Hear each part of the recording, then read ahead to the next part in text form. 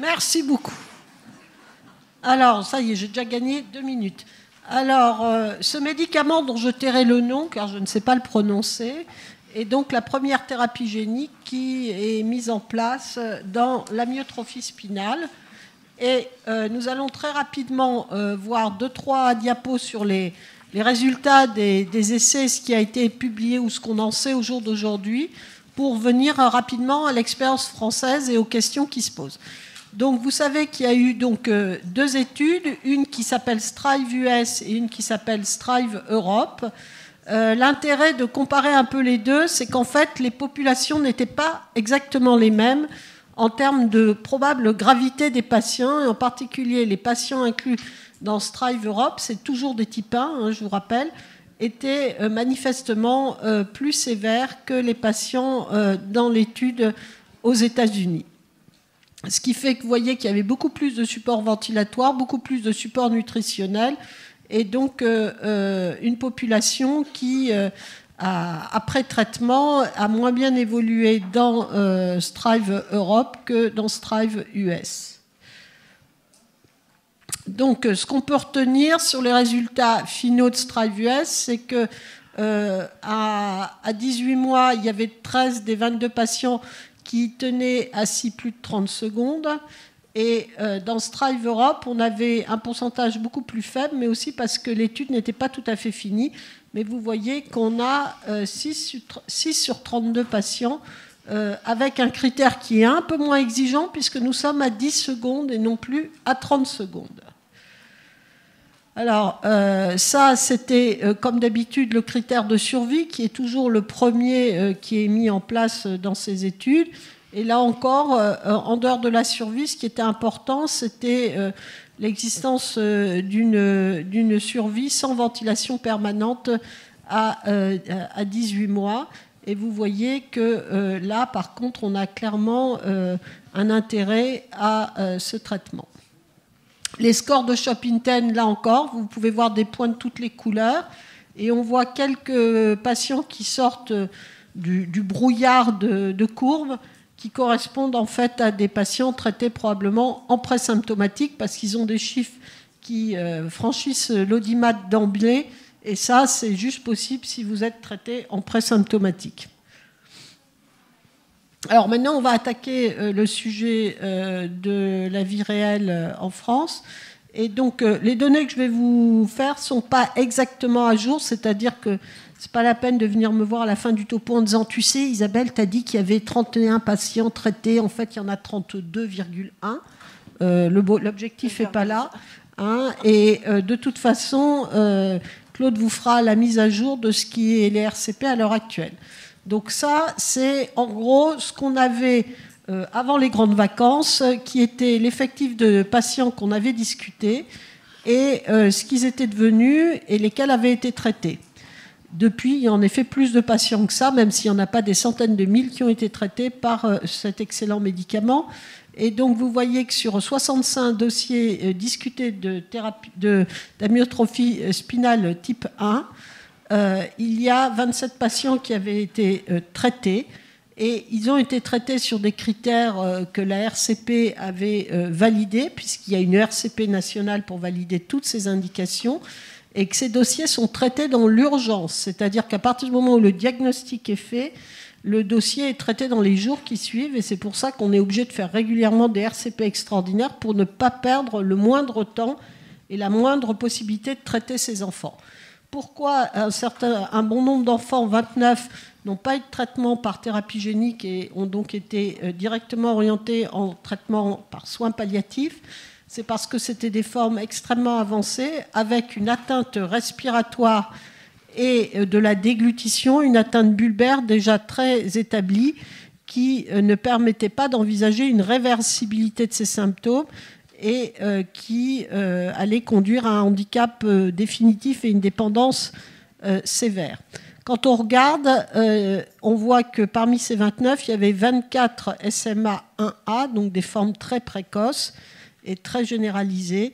Il y avait 4 formes 1B et une forme 1C très évoluée.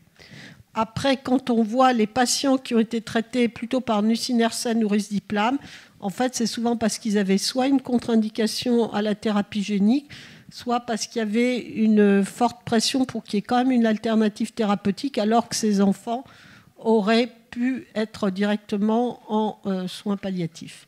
Ce qu'on voit clairement, c'est qu'en effet, le palliative care, ça conduit au décès irrémédiablement dans l'année qui suit. Alors vous voyez que dans ceux qui ont été traités par la thérapie génique, il y a 25 patients vivants sur 27, et on reparlera des décès. Ce qu'on voit, c'est que dans le profil des patients, il y a des patients avec deux copies SMN2 et un bon nombre qui ont 3 copies SMN2, et qu'en fait, on a une prédominance dans les patients que nous avons choisi de traiter de type 1C, donc des formes probablement moins sévères et qui donc n'ont pas d'atteinte bulbaire et pas d'atteinte respiratoire sévère au moment où on les voit, et qui expliquent le chevauchement de nos critères. Ce qu'on voit, c'est qu'à partir du moment où le diagnostic est fait, qu'on a le nombre de copies et que la discussion a lieu en RCP, le délai médian pour la mise en place du traitement, il est de 14 jours. Alors, il y a certains patients où ça a été un petit peu plus long, parce que simplement, ils ont fait entre-temps une infection virale où on a détecté un portage viral qui nous a obligés à différer la thérapie génique. Ce qu'on voit aussi, c'est que par contre, l'âge médian de traitement est important, 8 mois. C'est pour ça aussi qu'on a une population 1C, mais qui pose la question de la précocité du traitement et de la façon dont on pourrait motiver les pédiatres à les envoyer beaucoup plus tôt à l'hôpital. L'autre chose, c'est ce ratio du périmètre thoracique sur le périmètre crânien qui confirme en fait notre impression clinique qu'il n'y a pas encore une atteinte respiratoire sévère, avec à ce moment-là un périmètre thoracique de bonne qualité, puisque ce que nous avions montré il y a longtemps, pour ceux qui ne sont pas familiers de cette notion, c'est que dans les types 1, quand votre ratio de périmètre thoracique sur le périmètre crânien passe en dessous de 0,75, les enfants ont une atteinte respiratoire qui conduit au décès généralement dans les 2 mois. Et donc, on sait que progressivement, dans la vraie vie, votre périmètre crânien augmente très vite la première année, puis après, beaucoup moins rapidement.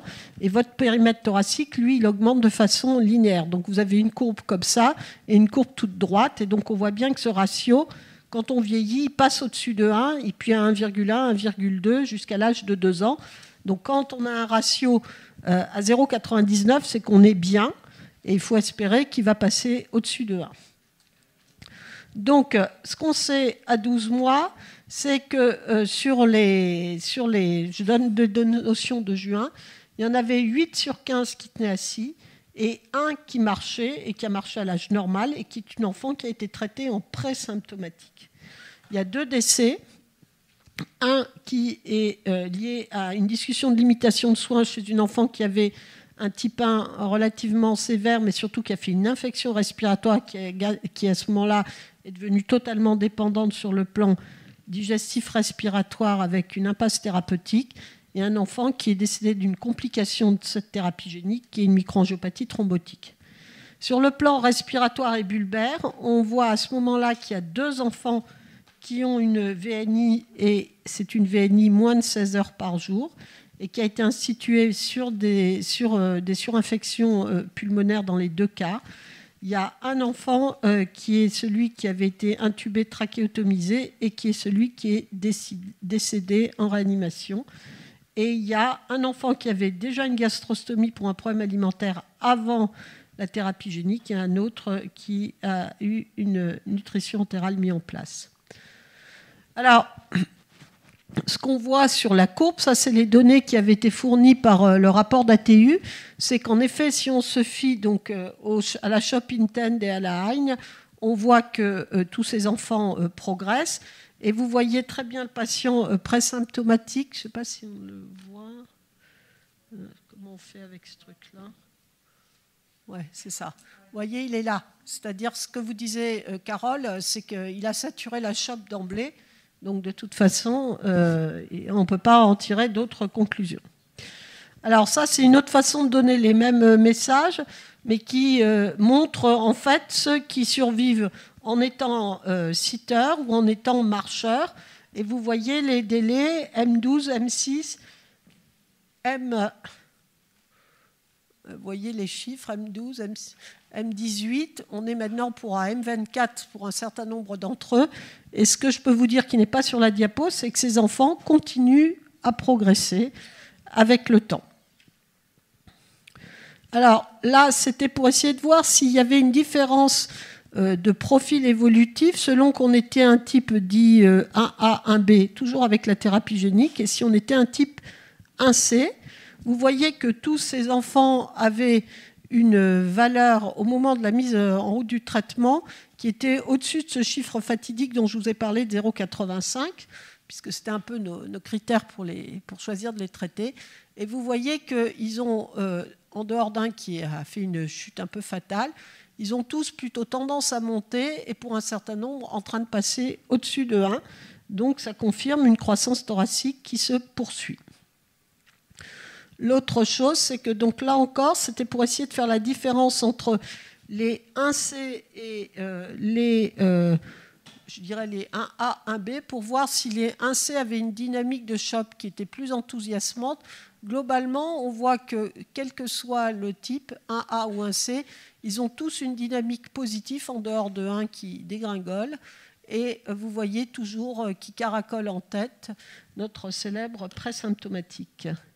Voilà, là on la voit encore plus en tête, hein, avec la distribution de la Hagne. Et vous voyez que les 1... Non. Et alors, les 1A et autres sont là en bas, et là, vous avez les 1C qui sont au-dessus. Et donc, vous voyez que clairement... quand vous avez un 1C, en dehors du fait que vous étiez mieux au moment du traitement, vous avez une dynamique qui est plus positive que les 1A, 1B. Alors, donc, ce qu'on peut dire de notre expérience en vie réelle, où on parle que des types 1 et des types en grande majorité 1C et les 1A, 1B qu'on a été amené à traiter, c'est que s'ils ont été traités précocement, ça va mieux, et que les 1C ont l'air d'avoir une dynamique en dehors de tout jugement, qui est plus positif que les 1A et 1B. Alors maintenant, on va venir en vie réelle aux ennuis. Aux ennuis, donc une complication que nous ignorions totalement quand nous avons commencé ce traitement par thérapie génique et que nous avons découvert, puisque nous avons un enfant qui a fait une microangiopathie thrombotique et qui en est décédé, c'est que c'est une complication qui a été publiée, vous voyez, en novembre 2020, et l'enfant que nous avons, qui a eu cette complication, a débuté sa complication, elle, en octobre ou début octobre de cette année-là, a eu cette thérapie génique exactement sur cette période-là. Donc au moment où cet enfant a déclaré ses symptômes, nous n'avions absolument pas la notion de cette complication. Je vous fais un bref résumé, c'est en anglais, mais c'est pareil en français. C'est une enfant qui était alimentée au sein, qui a eu sa thérapie génique à 3 mois de vie sur les critères que la RCP s'était donnés, qui n'avait pas d'atteinte respiratoire à ce moment-là, qui est sortie de l'hôpital à J3 avec un bilan biologique strictement normal et sous corticoïde 1 mg/kg, puisque c'est le conditionnement habituel de la thérapie génique. Anorexie qui débute à 5 jours de vie, des transaminases à 7 jours lors de son bilan de contrôle de 7 jours, puisqu'habituellement les enfants sortaient à J3 et le premier contrôle était à J7, à la sortie, à J7 de la thérapie génique, des transaminases à 5 fois la normale. Et puis en fait, en 24 heures, en 48 heures, cet enfant va complètement débobiner avec une anémie à 4,5 g, une grande thrombopénie et une insuffisance rénale qui va amener au diagnostic de microangiopathie thrombotique. Donc ça, c'est pour vous remontrer un peu la dynamique, parce que évidemment, la question, surtout quand on n'était pas au courant que ce syndrome existait dans ces thérapies géniques, c'est comment il était prédictif. Et vous voyez qu'il y a 2 valeurs très importantes qui sont les plaquettes, avec la chute précoce des plaquettes, au même titre que l'augmentation des transaminases. Et l'autre facteur important qui est sur ce tableau, parce que les transaminases, c'est déjà enfoncer une porte ouverte, c'est l'élévation de la LDH, qui est un très bon marqueur précoce d'activation de la voie alterne du complément et de cette microangiopathie, et qu'il faut savoir doser rapidement et dont on a le résultat très rapide. Donc vous voyez que chez cet enfant, là c'est son évolution, vous avez 3 temps différents. Vous voyez qu'il y a un premier temps qui va être le moment où on va la traiter en fait par d'abord la dialysée haute, puisqu'elle est en insuffisance rénale, où en fait elle va recevoir une première dose d'éculizumab, et puis elle va avoir une deuxième dose d'éculizumab, une troisième dose, et les 3 fois, ça va être au moment où elle rechute sa symptomatologie. Et malheureusement, cet enfant va décéder avec une MAT absolument pas contrôlée après plusieurs semaines de réanimation. Alors, ce qu'on a appris à ce moment-là, c'est qu'en fait, il y avait une diminution du complément, mais pour avoir vos résultats de complément C3, C4 et surtout la précision après de la diminution du C1Q9, du C5B9, il vous faut plusieurs jours. Donc de toute façon, il faut des facteurs plus sensibles. Le facteur plus sensible, c'est la LDH et le monitoring des plaquettes pour sentir si cette MAT va arriver. Et l'autre chose, je finis pour ce cas, c'est qu'en fait, évidemment, il y a des facteurs de risque qui ont été évoqués, puisqu'une fois qu'on sait qu'il y a une activation de la voie alterne du complément, c'est est-ce qu'il y avait une prédisposition ou non à faire cette MAT, sachant que les autres facteurs de prédisposition, c'est l'infection, elle n'en avait pas, et c'est si vous faites un SHU classique, où là, vous avez un facteur Adams-stress qui est modifié, ce qui n'était pas son cas non plus. Par contre, chez elle, on a trouvé un variant sur un des facteurs qui favorise la microangiopathie thrombotique. On ne peut pas dire qu'il est causal, mais il est probablement un variant qui peut favoriser ce profil-là. Alors, sur les cas publiés dans la littérature, il y a donc 3 autres cas publiés, et si on fait le tour, à l'heure actuelle, il y en a 9 identifiés. Je n'ai pas la notion que ces variants génétiques aient été cherchés chez ces patients. Donc, la conclusion de toute cette mésaventure, ça a été de dire qu'il fallait qu'on soit un peu plus stringent sur la surveillance de ces patients et sur les critères de surveillance avant de les traiter et de les monitorer de façon sévère. Et pourquoi pas, puisqu'on se posait beaucoup de questions, de faire un petit bilan du complément avant de la mise en route de tout ça, pour avoir une idée du profil de ces patients. La deuxième chose, ça a été de dire que s'il y avait la moindre anomalie biochimique, biologique ou des signes de mauvaise tolérance digestive ou une enfant qui ne prenait pas bien ses corticoïdes, il fallait la garder, mettre les corticoïdes en IV et surveiller cet enfant de façon rapprochée, ne pas la laisser rentrer chez elle. Et puis donner des fiches d'alerte avec des critères extrêmement stricts aux parents. Donc ça, c'est un peu le consensus qu'on s'est fait entre nous, en se faisant aider d'un chercheur à l'HEGP qui travaille sur la microangiopathie thrombotique et qui a proposé de faire le monitoring du complément et du C5B9 à notre demande pour ces patients-là. Il y a des choses qui ne sont pas réglées, c'est que les résultats dont je vous parle, on ne les a pas rapidement, qu'on n'a pas de moyen de faire un screening génétique pré-thérapie génique pour voir s'ils n'ont pas des variants prédisposants à ça, et que la seule chose dont il faut se méfier, c'est qu'il y ait une co-infection au moment où vous faites la thérapie génique, et donc il ne faut pas la faire dans ces cas-là, et qu'il faut augmenter très rapidement, doubler les corticoïdes rapidement et les passer par voie intraveineuse s'il y a le moindre signe d'activation de la voie alterne du complément. Et puis d'utiliser l'éculizumab si réellement il y a des signes de microangiopathie thrombotique avérés qui apparaissent. Donc, le délai de tous les dangers, c'est entre J5 probablement et J15, si on élargit un peu, d'après tout ce qu'on sait maintenant des cas rapportés par nos collègues, et d'être méfiant sur l'éco-infection et d'éviter la vaccination dans les 15 jours qui précèdent la thérapie génique. Donc tout ça, ça fait l'objet de recommandations d'experts, mais où ils ont moins développé que ce que je vous ai dit, le consensus auquel nous sommes arrivés en France. Et ce qui a été clair, c'est que si on veut faire de la thérapie génique, ça veut dire que le centre qui fait la thérapie génique, il doit être expert pour le diagnostic et les évaluations initiales, mais il doit être aussi expert pour répondre à l'urgence et à des astreintes jour et nuit, et assurer les thérapies qui seront éventuellement nécessaires. Et donc, nous militons pour que ce reste quand même des centres où il y a de la réanimation, de l'unité de soins continus, un néphropédiatre, un immunopédiatre, des gens qui ont ces compétences et qui peuvent répondre à notre besoin en situation aiguë.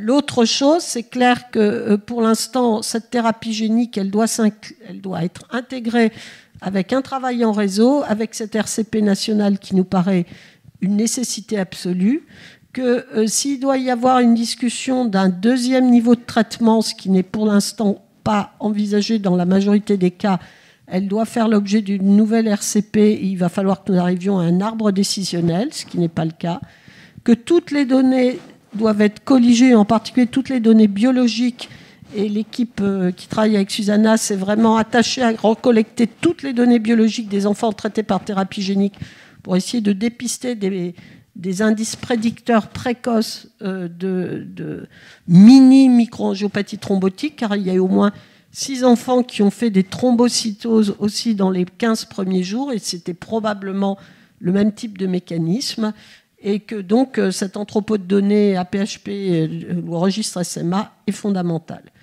L'autre chose, c'est qu'on a mis en place donc tout ça, avec quand même, pour l'instant, peu de soutien de nos tutelles, qui nous regardent avec beaucoup d'intérêt, mais on avait demandé au ministère d'organiser un groupe de travail, un board d'experts sur ce type de thérapie innovante qui vont être de plus en plus fréquentes pour qu'on puisse définir des guidelines avec les experts. Je n'ai pas de nouvelles depuis 2 ans.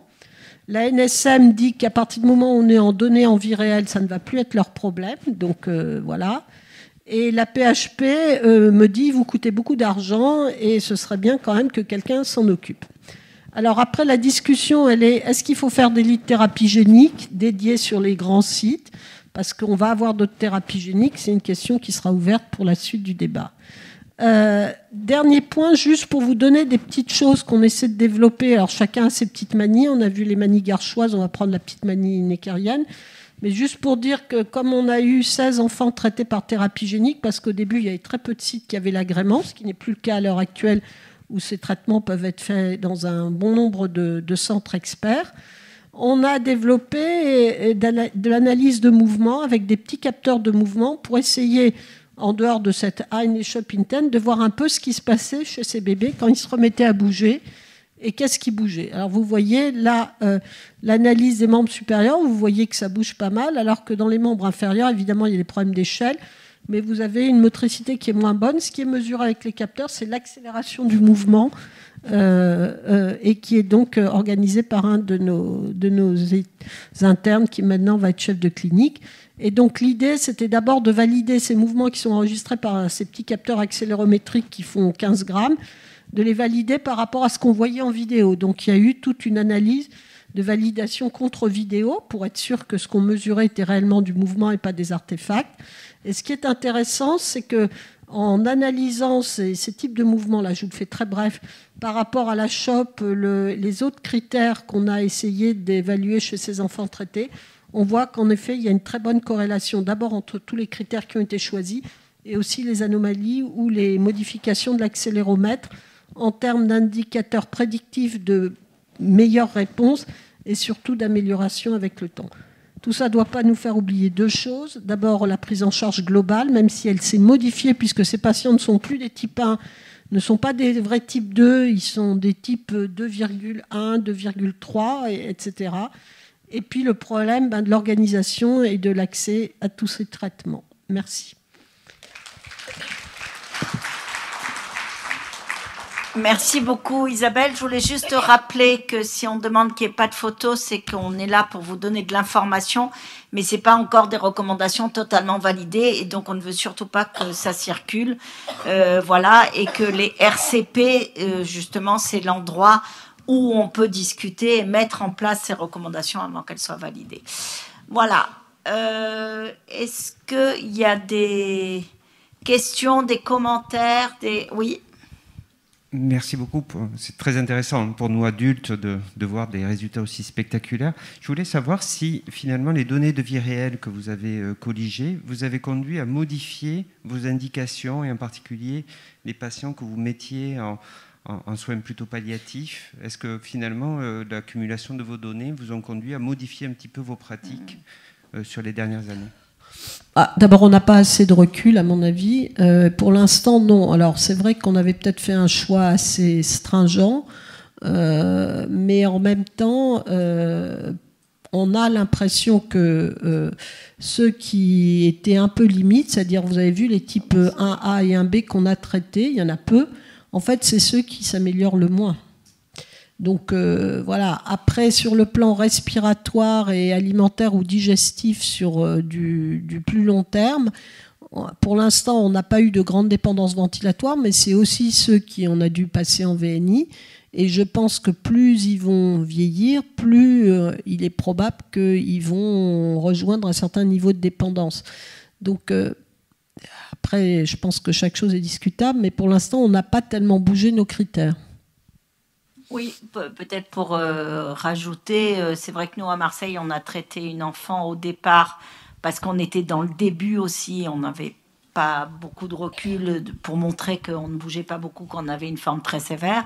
Cet enfant est décédé au bout d'un mois de traitement avec un arrêt des soins qui a été, elle était en réanimation, arrêt des soins qui a été décidé avec les parents. A posteriori, c'est une enfant à qui on n'aurait pas proposé de traitement. Voilà, donc je crois que c'est ça aussi, c'est ça qui est vraiment important, c'est l'importance de ces RCP, c'est-à-dire qu'à tout moment, il n'y a pas un centre seul qui peut décider de quelque chose, c'est qu'on en discute et on s'enrichit de l'expérience positive ou négative des autres. Bon, on le voit avec la maths, finalement c'est certainement beaucoup plus fréquent et on peut reprocher peut-être aux essais de ne pas avoir mis en évidence cette complication parce qu'elle existe et elle n'est pas qu'en vie réelle, elle existait déjà et avec certainement des formes qui arrivent à se résoudre avec des corticoïdes, mais on n'avait pas mis un mot dessus. Hein. Quand vous regardiez, il y avait écrit en augmentation des transaminases. Il n'y avait pas du tout écrit risque de microangiopathie thrombotique, parce qu'on aurait pris d'autres. Voilà, donc ça montre aussi l'intérêt de la vie réelle, c'est pour voir les effets positifs, mais aussi négatifs, et comment on doit les prendre en charge. Et ça, c'est jamais dit dans les essais. Oui, je voulais juste savoir en fait pourquoi tous ces essais sont toujours ciblés sur les 1 et pourquoi est-ce qu'on ne fait pas un peu des essais aussi sur les 2, etc. Alors, il y a deux candeurs là dans la question, ou alors c'est des fausses candeurs. La première, c'est parce que quand vous voulez montrer un effet rapide, vous prenez toujours les plus graves. C'est vrai en biologie chez la souris, c'est vrai malheureusement chez l'humain aussi. Donc c'est pas par hasard, c'est que le type 1 c'est la forme la plus évolutive, la plus foudroyante, et si vous voulez montrer en quelques mois quelque chose, c'est le plus efficace. Donc c'est un rapport bénéfice. La deuxième chose, c'est que la thérapie génique, pour l'instant, elle est limitée avec un problème de quantité de virus délivré par rapport au poids. Et donc on est dans une situation un peu complexe. Les données qu'on a, les premières autorisations, c'était chez des patients qui faisaient moins de 12,5 kg. Il y a une tendance à l'élargissement qui va arriver vers les 20 kg, avec une étude ouverte qui est en cours en Europe pour voir la tolérance quand on délivre plus de virus, puisque ça dépend du poids, la quantité que vous délivrez. Et donc, il y a un problème de tolérance, c'est-à-dire que si vous délivrez une trop grosse charge virale, il est probable qu'on va avoir plus de risque de MAT ou de moins bonne tolérance hépatique. Voilà, c'est pour ça. Et donc, je ne parle même pas des adultes, mais il y a d'autres thérapies géniques dans des maladies adultes qui ont été faites. Mais dans ces cas-là, il y avait, entre guillemets, une quantité virale, je pense qu'il y aura un topo là-dessus tout à l'heure, qui était moins importante, délivrée. Merci beaucoup.